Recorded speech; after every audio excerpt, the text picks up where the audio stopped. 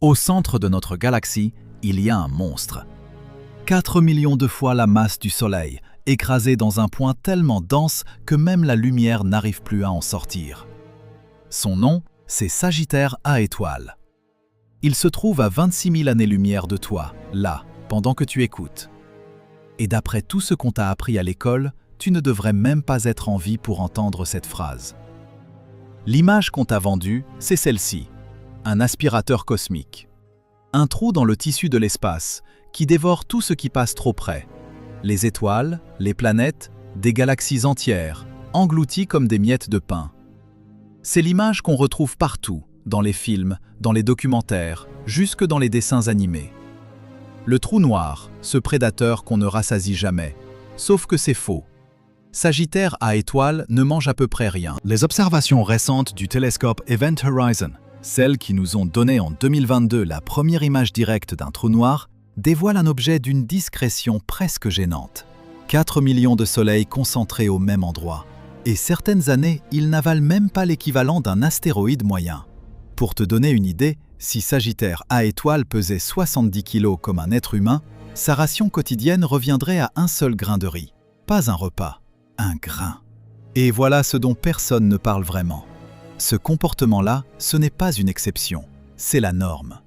La plupart des trous noirs supermassifs qu'on observe au cœur des galaxies, y compris ceux qui pèsent des milliards de fois notre Soleil, passent leur existence dans un état que les astrophysiciens qualifient poliment de quiescent, endormi, silencieux, affamé au beau milieu d'un buffet ouvert. Et ça pose un vrai problème, un problème sérieux. Parce que si tu fais le calcul de base, celui qu'un étudiant en première année gribouille au dos d'une serviette, l'univers tel que tu le connais ne devrait simplement pas tenir debout. Avec cette densité de matière, avec cette concentration gravitationnelle, les galaxies auraient dû s'écraser sur elles-mêmes il y a des milliards d'années. Les étoiles auraient dû spiraler vers leurs trous noirs centraux, comme l'eau qui s'engouffre dans un siphon. Et pourtant, ce soir, quand tu regardes le ciel, la Voie lactée est encore là, intacte. Elle tourne, elle vit. Quelque chose retient la bête, quelque chose l'empêche de manger. Et ce quelque chose, les scientifiques ne le saisissent pas tout à fait, pas encore. Ils ont des modèles, oui, ils ont des équations qui crachent des chiffres compatibles avec ce qu'on observe. Mais quand tu accules un astrophysicien dans ses derniers retranchements, quand tu lui demandes pourquoi, précisément, ces géants refusent de jouer leur rôle de prédateurs, tu récoltes des réponses qui démarrent par « d'après les modèles actuels » et qui s'achèvent sur un haussement d'épaule.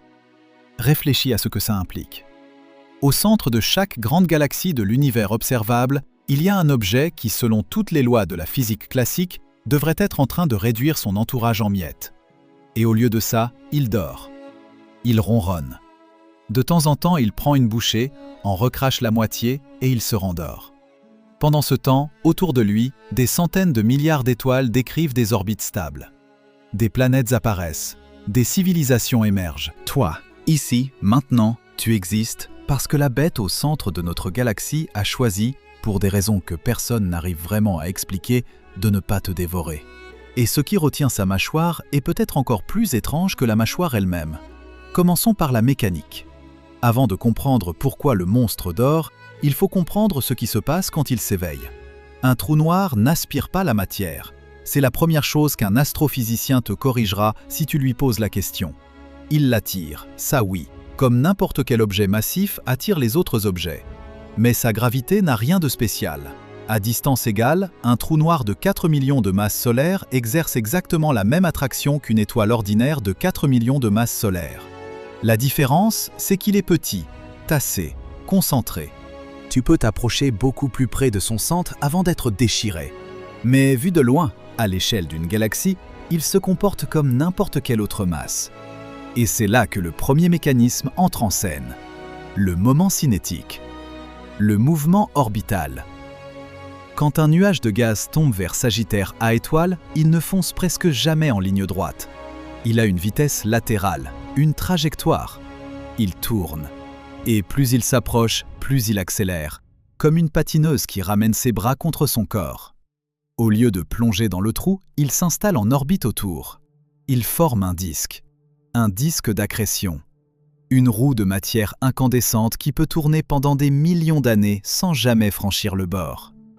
Les modèles actuels indiquent que pour qu'un seul gramme de matière finisse vraiment derrière l'horizon des événements, il faut qu'il dilapide presque toute son énergie cinétique. Et perdre cette énergie, ça prend du temps. Vraiment beaucoup de temps. La matière se contente le plus souvent de tourner, de chauffer, de rayonner et de repartir. Et là arrive le deuxième mécanisme, celui qui devrait te glacer un peu davantage. Parce que ce n'est pas que la rotation qui sauve la galaxie, c'est la violence du trou noir lui-même. Quand le disque d'accrétion chauffe, il chauffe à un niveau qu'on n'imagine pas. Des millions de degrés, parfois des milliards. La matière s'écrase contre elle-même, les frottements deviennent insupportables et le disque se met à rayonner avec une intensité que ton esprit ne peut pas vraiment contenir. Cette lumière, ces rayons X, ces vents de particules accélérés presque à la vitesse de la lumière, ils ne tombent pas dans le trou, ils s'échappent. Et en s'échappant, ils repoussent la matière qui essayait, elle, de tomber. Il existe une limite physique à ce phénomène, une frontière mathématique. Les astrophysiciens l'appellent la limite d'Eddington. Passé un certain rythme d'accrétion, la pression de radiation produite par la matière qui tombe devient supérieure à la gravité qui l'attire. Le trou noir, en se nourrissant, fabrique une force qui l'empêche de continuer à se nourrir. C'est son propre repas qui lui fait recracher. Imagine un prédateur dont la salive corroderait ses propres dents. Plus il essaie de mordre, plus il s'arrête de mordre. C'est exactement ce qui se joue ici. Et ça change toute l'histoire. Parce que ce n'est pas une force extérieure qui contient la bête. Ce n'est pas un gardien cosmique, ce n'est pas une magie quelconque. C'est lui-même. C'est sa propre faim qui le bâillonne. Sagittaire a étoile d'or, parce que les rares fois où il cessait à manger, il se brûle la bouche. Le disque d'accrétion devient si lumineux, si violent, qu'il chasse les autres nuages de gaz qui s'approchaient. Le repas d'après est repoussé pour des siècles. Parfois pour des millions d'années. Et pendant tout ce temps, la galaxie autour de lui poursuit sa rotation, indifférente, vivante. Mais il y a un détail qui dérange dans ce tableau. Un détail que les manuels d'introduction préfèrent contourner. Parce que si la limite d'Eddington explique pourquoi un trou noir affamait le reste, elle n'explique pas pourquoi il a commencé à grossir, lui. Elle n'explique pas comment Sagittaire A étoile a atteint ses 4 millions de masses solaires. Elle n'explique pas comment, dans certaines galaxies lointaines, des trous noirs ont accumulé des milliards de masses solaires alors que l'univers n'avait pas encore 1 milliard d'années. Le monstre dort, d'accord. Mais quelqu'un, à un moment, l'a nourri. Et c'est cette question-là qui a tenu plusieurs générations d'astrophysiciens éveillés la nuit. Parce que le télescope James Webb, depuis qu'il fouille les profondeurs de l'univers primitif, ne cesse de remonter des images qui ne devraient pas exister. Des trous noirs déjà massifs, déjà énormes, dans des galaxies dont la lumière a mis plus de 13 milliards d'années à nous parvenir. À cette époque-là, l'univers était jeune, très jeune. Quelques centaines de millions d'années à peine après le Big Bang. Le temps que les premières étoiles s'allument, brûlent, meurent et laissent derrière elles les graines des trous noirs stellaires, la marge théorique pour faire grossir ces graines jusqu'à des milliards de masses solaires était minuscule. Et pourtant, ils sont bien là. Webb les voit, brillants, démesurés, beaucoup trop tôt.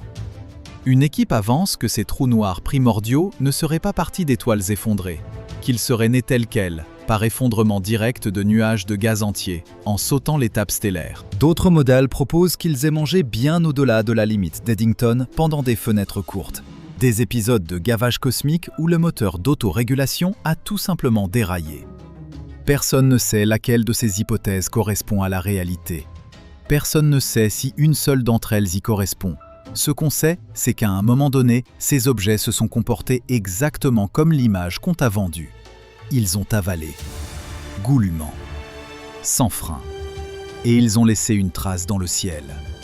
Cette trace a un nom, quasar. Quand un trou noir supermassif est en plein gavage, son disque d'accrétion devient l'objet le plus lumineux de l'univers observable. Plus brillant qu'une galaxie entière, plus brillant que 100 galaxies. Une seule de ces choses, vue depuis l'autre bout du cosmos, peut éclipser les centaines de milliards d'étoiles qui l'entourent. Les quasars qu'on retrouve dans les images d'archives, ces points minuscules avec une luminosité absurde, ce sont des trous noirs en train de manger. Et leur seule existence te rappelle que la bête au centre de notre galaxie n'a pas toujours dormi. Sagittaire A étoile a été un quasar, probablement plus d'une fois. Il y a quelques millions d'années à peine, ce qui à l'échelle cosmique veut dire hier, quelque chose s'est passé au voisinage du trou noir central de la Voie lactée. Les astronomes ont repéré des structures gigantesques qui sortent du plan galactique, au-dessus et au-dessous de notre disque. On les appelle les bulles de Fermi. Deux lobes de gaz chaud, hauts comme la moitié de la galaxie elle-même, qui rayonnent en rayons gamma. Les modèles actuels les attribuent à un épisode d'activité de Sagittaire A étoile survenu il y a peut-être 2 ou 3 millions d'années, peut-être moins.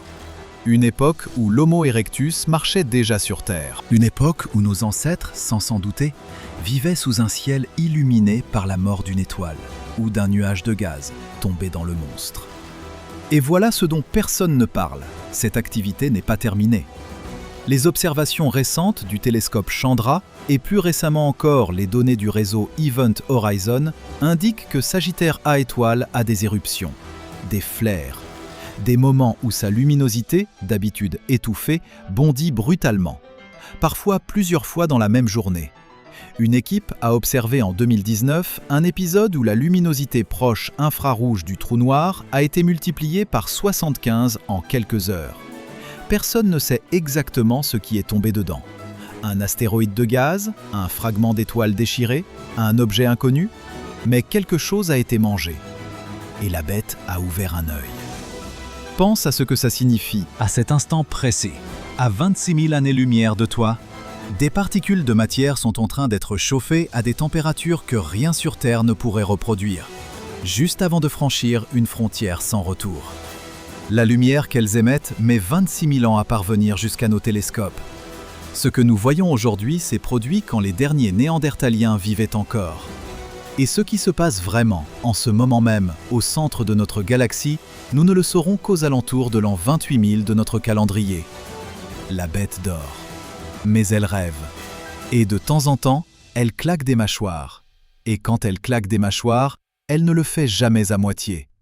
Les astronomes ont un nom pour le moment précis où une étoile s'approche trop près d'un trou noir supermassif. Ils parlent d'événements de disruption par marée, une expression clinique pour décrire ce qui ressemble à une exécution publique cosmique. Ce qui se déroule alors est à la fois lent et instantané. Lent à l'échelle humaine, instantané à l'échelle de l'étoile. L'étoile s'approche. Elle suit une orbite qui, à chaque tour, la rapproche un peu plus du rayon de marée. Ce rayon, c'est la distance à laquelle la différence d'attraction gravitationnelle entre le côté de l'étoile tourné vers la bête et son côté opposé devient plus forte que la propre gravité de l'étoile. À ce moment-là, l'étoile cesse d'être une boule. Elle devient un spaghetti. Les astrophysiciens emploient sérieusement ce mot, spaghettification, dans leurs articles publiés. Parce qu'il n'existe pas de terme plus précis. L'étoile s'étire. Elle se déchire dans le sens de sa longueur. Une moitié de sa matière est aspirée vers le trou. L'autre moitié, par conservation du moment cinétique, est projetée vers l'extérieur à des vitesses qui atteignent parfois plusieurs pourcents de la vitesse de la lumière. Tout ça en quelques heures. Puis, pendant les mois qui suivent, la moitié capturée descend petit à petit dans le disque d'accrétion, nourrit le monstre et provoque un éclair qui peut rester visible depuis l'autre bout de l'univers observable.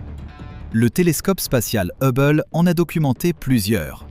Le télescope James Webb commence à en révéler dans des galaxies tellement lointaines que la lumière qui nous parvient a été émise quand notre Soleil n'existait même pas. Et il y a un détail qui change tout. Près de Sagittaire A étoile, à une distance qui devrait être interdite, des étoiles tournent. On les appelle les étoiles S. Une équipe internationale les suit depuis plus de 30 ans, en mesurant patiemment leurs orbites depuis les observatoires terrestres. L'une d'elles, baptisée S2, complète une orbite autour de la bête tous les 16 ans environ. À son passage le plus rapproché, elle frôle l'horizon des événements, à une distance équivalente à seulement 4 fois celle qui sépare Neptune du Soleil. Elle file alors à près de 3% de la vitesse de la lumière. C'est un mouvement violent, presque indécent, autour d'un objet qui pourrait l'avaler à n'importe quelle seconde. Et pourtant, depuis 3 décennies d'observation continue, S2 survit. Elle revient, encore et encore. La bête la laisse passer. Personne ne sait pourquoi cette étoile-là, précisément elle, a hérité d'une orbite assez stable pour échapper à la mâchoire. Ce qu'on sait, c'est qu'à chaque passage, elle est étirée par les marées, déformée, soumise à des forces qui devraient la disloquer, et qu'à chaque passage, elle se reconstitue. Elle s'éloigne. Elle revient. À ce stade, il faut que tu te poses une vraie question. Si ces objets sont à la fois si dangereux et si retenus, capables à la fois de tout détruire et de rester discrets pendant des éons, est-ce que tu accepterais de vivre en sachant qu'un monstre comme ça sommeille à quelques milliers d'années-lumière de ta fenêtre? Ou est-ce que tu préférerais qu'on cesse de te le rappeler? Pose ta réponse en commentaire avant la suite. Parce que ce qui arrive ensuite ne facilite pas la décision. Il y a une relation que les astrophysiciens ont mise au jour au tournant des années 2000 et que personne n'a entièrement expliquée depuis. On l'appelle la relation M-sigma. Quand on compare la masse du trou noir central d'une galaxie à la vitesse de dispersion des étoiles dans son bulbe central, on découvre une corrélation presque parfaite. Plus le trou noir est massif, plus les étoiles autour bougent vite. Et l'inverse aussi. Cette relation tient sur plusieurs ordres de grandeur, dans des galaxies très différentes, à des époques très différentes de l'histoire cosmique. Comme si la galaxie et son monstre avaient grandi ensemble, en se parlant, en se modelant l'un l'autre. Et le détail dérangeant, c'est que la zone d'influence gravitationnelle directe d'un trou noir supermassif est minuscule comparée à la taille d'une galaxie entière. Le monstre ne devrait pas pouvoir, physiquement, influer sur la dynamique d'étoiles situées à des dizaines de milliers d'années-lumière de lui. Et pourtant, c'est ce qu'il fait. Quelque chose, dans son comportement de prédateur affamé, façonne la galaxie tout entière. Le mécanisme s'appelle la rétroaction. Quand le trou noir se nourrit, il rayonne. Quand il rayonne, il chauffe le gaz qui l'entoure. Quand le gaz est trop chaud, il ne peut plus se condenser pour former des étoiles. Le monstre, en mangeant, stérilise des régions entières de sa propre galaxie. Il décide, sans le vouloir, où la vie aura une chance d'apparaître et où elle n'en aura jamais. Pense à ce que ça veut dire, pour de vrai. Le soleil sous lequel tu vis, la Terre que tu habites, le bras spiral où notre système solaire dérive depuis près de 4,5 milliards d'années. Tout ça existe parce qu'à un moment, dans l'histoire ancienne de la Voie lactée, Sagittaire A étoile a choisi, par son rythme d'accrétion, par ses éruptions, par ses vents de particules, de laisser ce coin de galaxie tranquille, de ne pas y souffler son haleine brûlante, de ne pas y interdire la condensation des nuages froids qui finiraient par devenir des étoiles, des planètes, des océans, et finalement toi. Tu n'es pas un accident, tu es un compromis. Tu es ce qui reste quand le prédateur cesse de manger. Et ce compromis a une date d'expiration. Parce que dans environ 4 milliards d'années, la galaxie d'Andromède, qui fonce vers nous à plus de 100 km par seconde, entrera en collision avec la Voie lactée. Les modèles actuels indiquent que les deux disques galactiques se déchireront, s'entremêleront et finiront par fusionner en une seule galaxie elliptique. Une fusion étalée sur des centaines de millions d'années. Pour les étoiles individuelles, comme notre Soleil, la collision sera presque imperceptible. Les distances entre étoiles sont si énormes qu'aucune ne percutera une autre. Mais pour les deux trous noirs centraux, l'histoire sera très différente. Sagittaire A étoile et le trou noir supermassif d'Andromède, qui pèse selon les estimations actuelles entre 50 et 100 millions de masses solaires, finiront par se trouver. Ils tomberont l'un vers l'autre. Ils se mettront en orbite. Et pendant peut-être des millions d'années, ils danseront en émettant des ondes gravitationnelles, en perdant de l'énergie à chaque tour, jusqu'à fusionner en un seul objet. Le résultat ? Un trou noir d'au moins 50 millions de masses solaires, probablement davantage, au centre de la nouvelle galaxie. Une bête plus de 10 fois plus lourde que Sagittaire A étoile aujourd'hui. Et pendant la phase finale de la fusion, un événement libérera plus d'énergie en quelques secondes que toutes les étoiles de l'univers observable réunies pendant la même période. Pas sous forme de lumière, sous forme de déformation pure de l'espace-temps. Si une civilisation existe à ce moment-là, et si elle observe le ciel, elle ne verra peut-être rien. Pas un flash, pas une lueur. Juste, dans ses instruments, une vibration. Un frisson dans la géométrie elle-même. Un rappel que les monstres, parfois, finissent par s'embrasser. Et après la fusion, le nouveau trou noir héritera des gaz perturbés des deux galaxies. Il aura, pendant un temps, beaucoup à manger. Il deviendra peut-être brièvement un quasar. La nouvelle galaxie sera baignée de rayonnements durs. Les régions où la vie aurait pu apparaître seront stérilisées. Pas toutes, mais assez pour effacer des milliards d'histoires possibles. Et il y a pire que ce qui nous attend, bien pire. Dans l'univers observable, certains trous noirs supermassifs atteignent des tailles qui rendent le nôtre presque attendrissant. TON 618, à plus de 10 milliards d'années-lumière de nous, pèserait selon les estimations actuelles l'équivalent de plusieurs dizaines de milliards de masses solaires. Si tu remplaçais notre Soleil par lui, son horizon des événements engloutirait l'orbite de Pluton, puis le nuage de Oort et continuerait à dévorer l'espace sur des années-lumière. Et cet objet, à un moment donné, a forcément dû se gaver. Personne ne sait comment il a évité l'autorégulation. Personne ne sait ce qui l'a nourri. Ce qu'on sait, c'est qu'il existe. Et que la lumière de son repas a voyagé pendant la plus grande partie de l'âge de l'univers pour atteindre nos télescopes aujourd'hui. Et nous sommes là, à les regarder. Petits, lents, sans défense. À documenter patiemment l'existence d'objets capables d'avaler notre système solaire entier sans même ralentir. Et nous appelons certains d'entre eux des trous noirs endormis. Comme si le mot « endormi » voulait dire « inoffensif ». Et c'est là qu'arrive la dernière découverte, celle qui fait grincer les dents des théoriciens depuis 3 ans. Le télescope James Webb, en sondant les premières fractions de l'histoire cosmique, a repéré une catégorie d'objets que personne n'avait anticipé. On les appelle, faute de mieux, les petits points rouges. Des galaxies si jeunes qu'elles existaient à peine quelques centaines de millions d'années après le Big Bang. Compactes, étrangement lumineuses. Et quand on mesure ce qui les compose, on trouve un déséquilibre qui n'aurait jamais dû exister. Le trou noir central pèse, dans certains cas, presque autant que toutes les étoiles de la galaxie réunies. Pas un dixième, pas un centième, comme dans la Voie lactée d'aujourd'hui. Presque la totalité. Ce sont des galaxies qui ressemblent à de fines coquilles enroulées autour d'une bête qui occupe tout l'espace. Et personne ne sait comment elles ont pu se former dans cet ordre-là. L'image qu'on t'avait vendue, pendant des décennies, supposait que les galaxies se formaient d'abord, que les étoiles s'allumaient, que le gaz se condensait, et qu'au centre, au fil des éons, un trou noir grandissait lentement par accrétion patiente et par fusion occasionnelle. C'était l'histoire propre. Le monstre comme produit dérivé, la galaxie comme matrice. Sauf que les données récentes suggèrent peut-être l'inverse, que dans certains cas, le monstre est arrivé en premier, que la galaxie s'est construite autour de lui, comme si quelqu'un avait posé une graine dans le vide et laissé la matière s'agréger autour, en cercle concentrique, en attendant. Comme si le monstre était la cause et la galaxie l'effet. Que les étoiles, les planètes, les éventuelles formes de vie ne sont pas le tissu primordial de l'univers, mais une croûte, une couche d'écume tiède qui s'est solidifiée à la surface d'une chose plus ancienne. Pense à ce que ça change. Tu ne vis pas dans une galaxie qui possède un trou noir. Tu vis dans le jardin d'un trou noir qui s'est laissé entourer. Tu n'es pas le voisin de la bête, tu es le mobilier. Et le mobilier, à un moment, finit toujours par être déplacé. Les modèles actuels indiquent que la plupart des trous noirs supermassifs ne mourront jamais à l'échelle d'aucune civilisation imaginable.